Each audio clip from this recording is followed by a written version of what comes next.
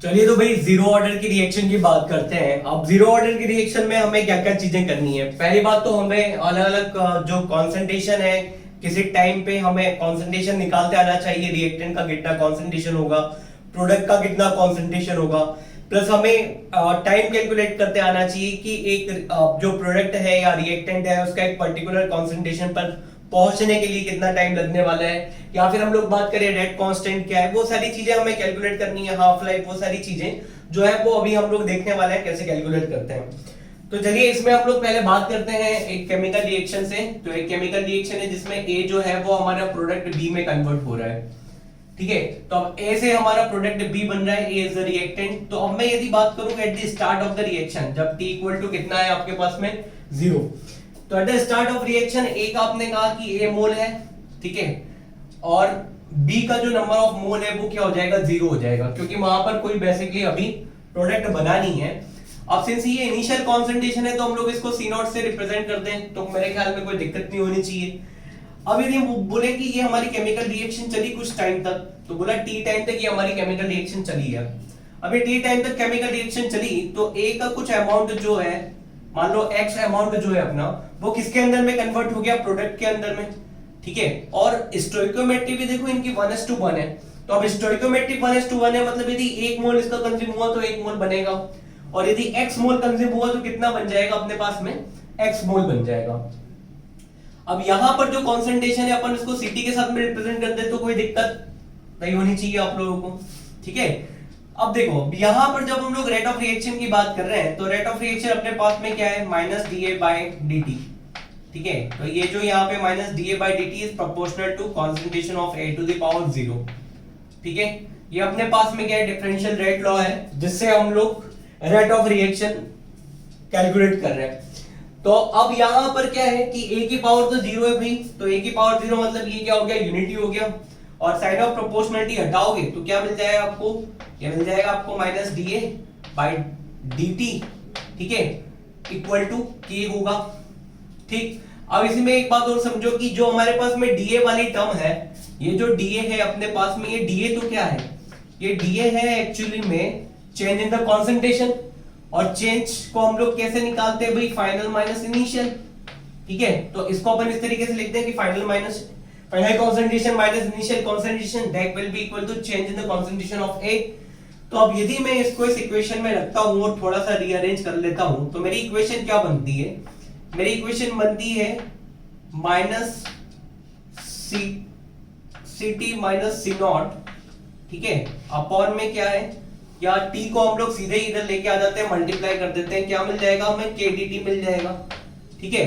और यहां पर जो Ct और C0 की वैल्यू है स्टार्टिंग में अपने पास में आ ही चुकी है, तो Ct और C0 की यदि वैल्यू रखोगे आप तो ये क्या होगा भाई, ये जो है kdt that will be equal to minus of d a माइनस x, क्योंकि Ct कितना है अपने पास में, a माइनस x है, और माइनस क्या हो जाएगा a, तो ये तो हो गई बेसिकली कैंसल। तो जो हमें नेट इक्वेशन मिली वो क्या मिली, वो हमें मिली माइनस x हम लोगों को मिला, तो ये किस में कन्वर्ट हो जाएगा, this will change to the dx, ठीक है। So this will change to the dx and dx will be equal to क्या होगा अपने पास में, kdt होगा। अब यदि आपको यहां पर x का अमाउंट निकालना है, मतलब x को कैलकुलेट करना है, ठीक है, जो कि बेसिकली क्या रिप्रेजेंट कर रहा है, अमाउंट ऑफ द प्रोडक्ट बता रहे हैं आपको, तो आपको क्या करना होगा कि ये जो इक्वेशन है इसे बेसिकली इंटीग्रेट करना होगा। और जब आप इस इक्वेशन को इंटीग्रेट करते हैं तो यहां से आप भाई इंटीग्रेशन करते हो, लिमिट लगा दे, k तो अपना कांस्टेंट है तो बाहर आ जाएगा, और x की जो लिमिट है वो कहां से कहां तक है भाई, 0 से लेके x तक, और t की जो लिमिट है वो कितनी अपनी 0 से लेके t तक। अब जब आप इंटीग्रेट करोगे तो आपको एक बड़ी इंपॉर्टेंट इक्वेशन मिलेगी, और वो क्या हो जाएगी आपके पास में, that will be x equal to k into T plus C, ठीक है। ये बहुत ही इंपॉर्टेंट इक्वेशन है अपने पास में, x इंटू के टी प्लस सी, ये हम लोग यूज करेंगे, इससे ही फर्दर सारे कैलकुलेशंस हम लोग परफॉर्म करेंगे। मतलब जितने भी हमारे अलग अलग क्वांटिटीज को निकालना है हमें, उसका जो हमारा फॉर्मूला है वो बेसिकली हम लोग यहीं से ड्राइव करने वाले हैं, इसलिए मैं कह रहा हूं कि बड़ी इंपॉर्टेंट इक्वेशन हुई। तो ऐसे हम लोग दे देंगे इक्वेशन नंबर 1। तो अब देखो इस इक्वेशन के अंदर में एक बात आप समझो कि यदि हम लोग इनिशियल स्टेट की बात करें तो t तो अपना कितना है भैया, इनिशियल स्टेज में 0 है, ठीक है। साथ ही साथ में यदि अपन बात करें किसकी, यदि अपन बात करें x की, तो x भी इनिशियली कितना है अपने पास में 0 है। अब यदि इस इक्वेशन के अंदर में आप t और x की वैल्यू रखोगे तो c इक्वल टू भी कितना हो जाएगा आपके पास में 0 हो जाएगा। ठीक है, तो ये एक और इंपॉर्टेंट चीज है कि जो अपने पास में c मतलब क्या हुआ, c मतलब इंटीग्रेशन कांस्टेंट, इंटीग्रेशन कांस्टेंट भी क्या आ गया 0 आ गया। तो चलो इसको अपन इक्वेशन नंबर 2 दे देते हैं और c की वैल्यू यदि इक्वेशन 2 से इक्वेशन 1 में रखोगे तो अपन को क्या मिल जाएगा, we will get x equal to kt। ठीक है, तो ये जो x इक्वल टू kt है इसको नाम दे दिया हमने इक्वेशन नंबर 3 और ये एक बड़ी इंपॉर्टेंट इक्वेशन है जो कि आप किसके लिए यूज करोगे, जब भी आपको प्रोडक्ट का अमाउंट निकालना है तो प्रोडक्ट का अमाउंट निकालने के लिए आप इस इक्वेशन नंबर 3 का यूज करेंगे और वहां से प्रोडक्ट निकाल लेंगे। अब यहां पर एक बात और देखें कि यदि रिएक्टेंट का अमाउंट पूछ लिया जाए कि भाई रिएक्टेंट का अमाउंट बताओ, तो रिएक्टेंट का अमाउंट बताने के लिए हम लोग क्या करेंगे, एक और कंसेप्ट लगा देंगे और वो अपनी क्या है भाई, वो ये है कि जो सीटी का अमाउंट है अपने पास में, ठीक है, सीटी का अमाउंट अपने पास में क्या होगा, that will be C not minus x. ठीक है, या ए माइनस एक्स है तो इसको हम लोग क्या बोल दे, इसको हम लोग सीधे बोल दे C t equal to C not minus x. ठीक है, तो ये जो सी नॉट माइनस एक्स है ये तो हमको क्या बताएगा, concentration of reactant at time T.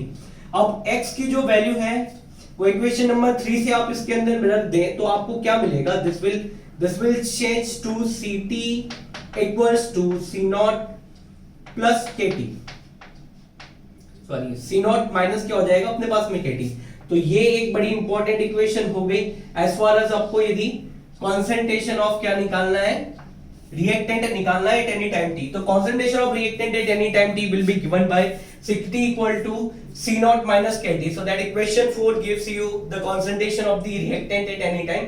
अब यहां पर और हम लोग देख लें क्या क्या निकाल सकते हैं। अब यहां से आप क्या है, टी को निकाल सकते हैं, मतलब life time of the reaction आप निकाल सकते हैं, रिएक्शन जो है वो कितने समय तक चलेगी वो आप कैलकुलेट कर सकते हैं, या सीटी अमाउंट तक कंज्यूम होने में कितना टाइम लगेगा वो भी आप निकाल सकते हैं। यहां से आप क्या कर सकते हैं, रेट कांस्टेंट भी निकाल सकते हैं। तो हम लोग बस एक टाइम का यहाँ पे मैं थोड़ा सा रीअरेंज करके लिख देता हूं। तो टाइम के लिए अपना फॉर्मूला क्या हो जाएगा भाई, टाइम के लिए अपना फॉर्मूला हो जाएगा बेसिकली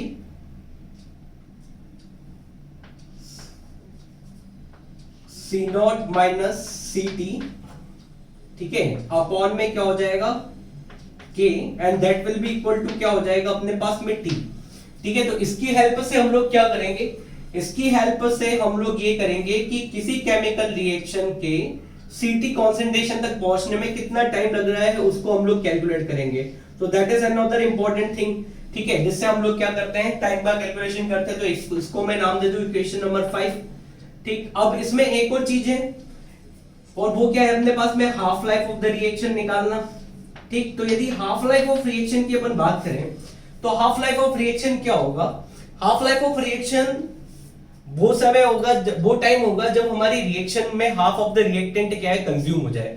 तो जब हमारी रिएक्शन में half of the reactant consume हो जाएगा तो दैट मींस क्या है कि जो सीटी की वैल्यू है अपने पास में एट हाफ लाइफ क्या होने वाला है, जो सीटी है हमारे पास में वो कितना होगा, that will be equal to C not by 2। तो यदि जो हमारी इक्वेशन नंबर 5 है इसमें यदि आप सीटी की वैल्यू रखेंगे तो आपको क्या मिलेगा, you will get C not by 2 k is equal to T. ठीक है, तो ये जो टी है ये कौन सा है अपने पास में, टी हाफ है, जो कि ये इंडिकेट करता है कि हाफ लाइफ ऑफ जो जीरो ऑर्डर की रिएक्शन है, जीरो ऑर्डर की रिएक्शन का जो हाफ लाइफ होता है वो एक्चुअल में किसके ऊपर में डिपेंड करता है, कॉन्सेंट्रेशन ऑफ द रिएक्टेंट के ऊपर में डिपेंड करता है।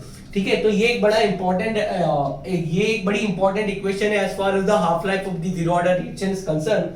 और जैसे फॉर्मूला है कि that is C not by 2k, तो ये हमें ये भी बताता है कि जो रेट ऑफ केमिकल रिएक्शन है वो एक्चुअली में कॉन्सेंट्रेशन के ऊपर में डिपेंड करने वाली है। जब हम लोग फर्स्ट ऑर्डर के साथ में जब हम लोग फर्स्ट ऑर्डर पढ़ेंगे तो उसके बाद में हम लोग कंपेयर करेंगे कि जीरो ऑर्डर और फर्स्ट ऑर्डर में क्या क्या सिमिलरिटीज है, क्या क्या डिफरेंसेस है, वो हम लोग देखने वाले हैं। तो यहाँ पर इस बात को आप ध्यान रखेंगे, आपको बाद में भी हम लोग इसके ऊपर में आएंगे। सो दैट जो हाफ लाइफ है जीरो ऑर्डर की रिएक्शन का वो बेसिकली डिपेंड कर रहा है किसके ऊपर में, कॉन्सेंट्रेशन के ऊपर में डिपेंड कर रहा है।